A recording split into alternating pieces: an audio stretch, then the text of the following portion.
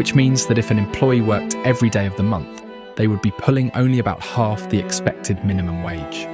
On top of that, they had their livelihood stripped by deceptive contract practices, like providing workers contracts in their native language. Then Pepsi would turn around and have them sign ones that had been rewritten in Mandarin or English, where Pepsi would then drastically change the terms, and the workers had no idea what they were agreeing to. Complaints were inevitably filed, but Pepsi either ignored them or punished the people by firing them or physical intimidation. Union leaders in Guatemala reported that Pepsi was intimidating employees from organizing in advocacy for their rights. The plant had 1,300 workers. 360 managed to unionize.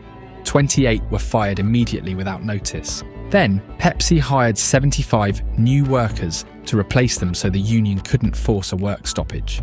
When they tried to form unions, Pepsi retaliated with threats. Cameras were installed around the plant. Armed guards escorted certain workers to collect personal things from their lockers and then coerced them into signing pre-made letters of resignation. Late-night calls filled with threats of consequences for organizing, vehicle vandalization, intimidation tactics like having unmarked vehicles follow workers home, and even death threats were reported.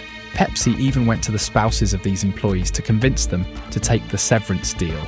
Even if the employee was just going to lose their job, they were told that they would be blacklisted from being hired by any other regional employers. Workers across multiple locations tried to force Pepsi to change, but the results were not ideal for anyone involved.